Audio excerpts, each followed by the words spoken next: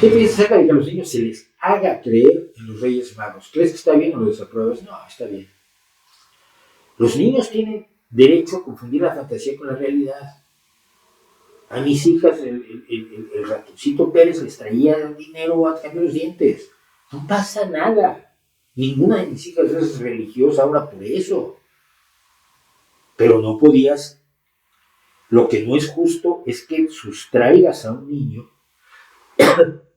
de lo que es común en la sociedad en la que se mueve, porque para un niño es muy importante su sociedad. Su sociedad son sus amiguitos, sus compañeritos de la escuela, y sus primos, y todos estos. Entonces, si al niño lo haces, le dices, no, tiene 2 años, le dices, Santa Claus, Papá Noel no existe, los Reyes Magos son un invento,